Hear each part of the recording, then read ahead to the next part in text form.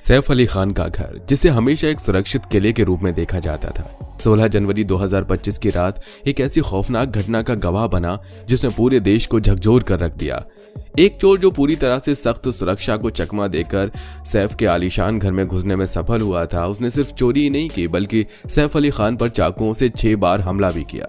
अब यहाँ सबसे बड़ा सवाल यह है कि उनका गार्ड जो दिन रात उनकी और उनके परिवार की सुरक्षा के लिए तैनात रहता है, उस रात वो कहाँ था? सैफ की सिक्योरिटी व्यवस्था, जिसे हमेशा बेहद मजबूत माना जाता है, आखिर उस रात इतनी कमजोर कैसे पड़ गई?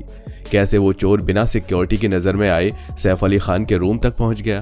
क्या सच में ये हमला सिर्फ चोरी का हिस्सा था या इसमें कुछ और ही साजिश छिपी थी? दोस्तों, आज के इस वीडियो में हम इन तमाम सवालों के जवाब को देखने वाले हैं और साथ ही ये भी देखेंगे कि आखिर सैफ अली खान की सुरक्षा कितनी टाइट है और उस रात जब सैफ अली खान खून से लथपथ थे तो कौन सा रिक्शे वाला उन्हें अस्पताल तक ले गया। तो चलिए शुरू करते हैं।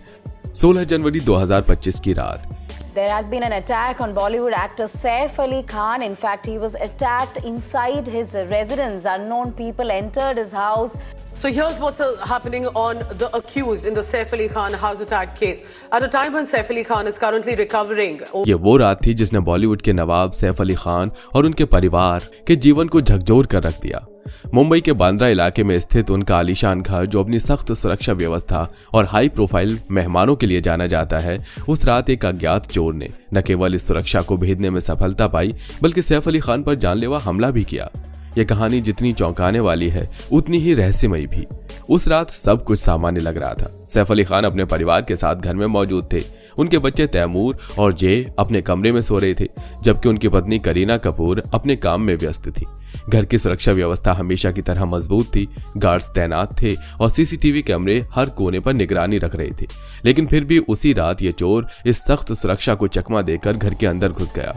चोर ने अपनी योजना को बड़ी ही चतुराई से अंजाम दिया।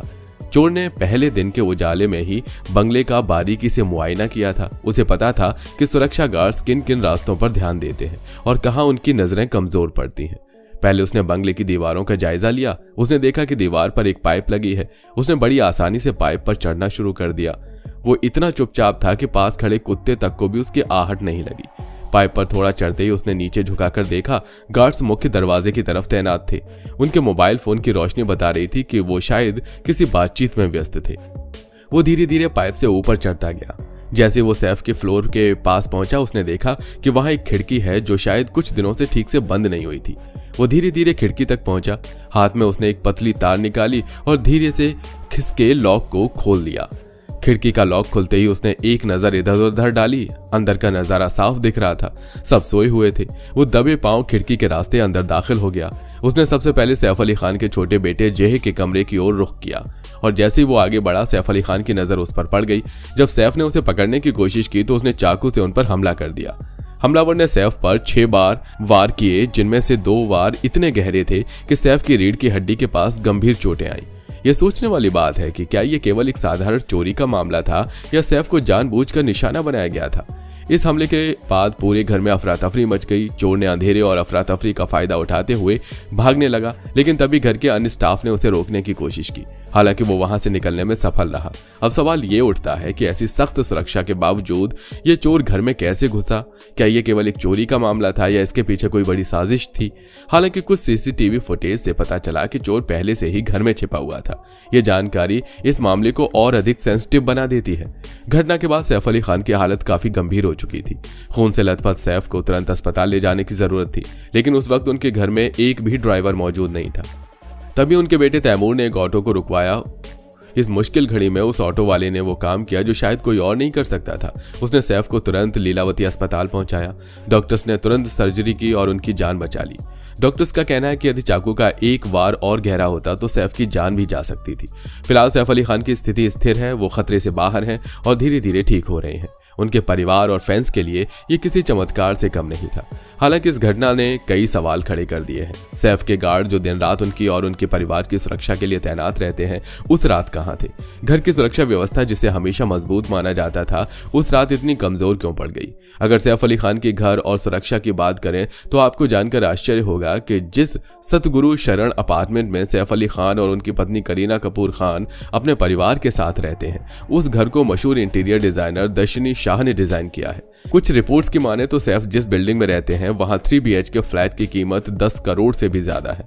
लाइफस्टाइल एशिया के मुताबिक सैफ के अपार्टमेंट की कीमत करीब 55 करोड़ रुपए है। दरअसल इस इलाके में 55,000 से 55,000 रुपए प्रति स्क्वायर फीट अपार्टमेंट के दाम है। सैफ अली खान के अपार्टमेंट में सिक्योरिटी 24 घंटे मौजूद रहती है। इसके अलावा बिल्डिंग में चारों तरफ CCTV कैमरे भी लगे हैं।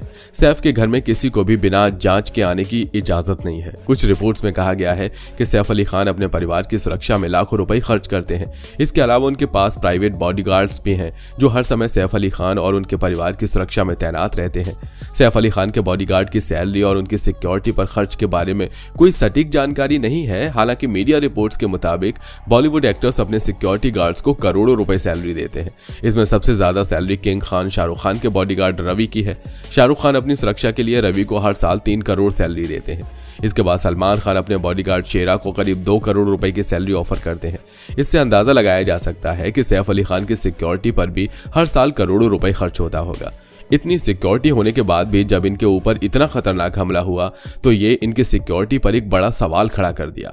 हालांकि मुंबई पुलिस ने इस मामले की जांच शुरू कर दी है। फिलहाल CCTV फुटेज की गहनता से जांच की जा रही है और यह पता लगाने की कोशिश की जा रही है कि क्या इस घटना के पीछे किसी अंदरूनी व्यक्ति का हाथ था।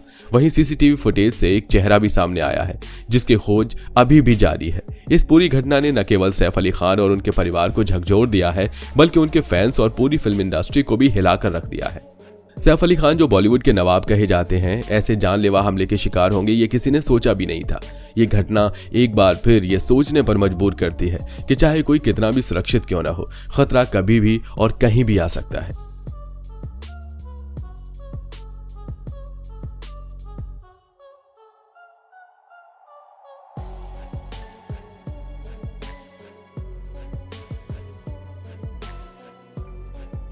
क्या यह मामला केवल एक चोरी का हिस्सा था या इसके पीछे कोई गहरी साजिश थी?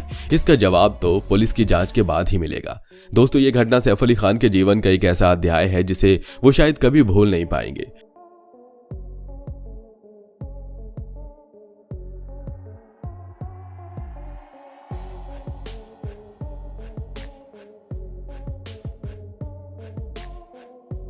लेकिन इस मुश्किल समय में उनके फैंस और करीबी लोग उनके साथ खड़े हैं। हम सभी उनके जल्द से जल्द स्वस्थ होने की कामना करते हैं।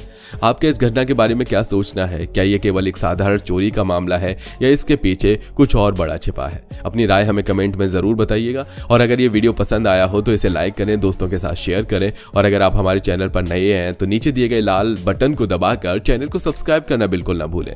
जल्दी हम आपके लिए इस मामले पर नई अपडेट लेकर आएंगे। तब तक के लिए जुड़े रहिए हमारे साथ। धन्यवाद।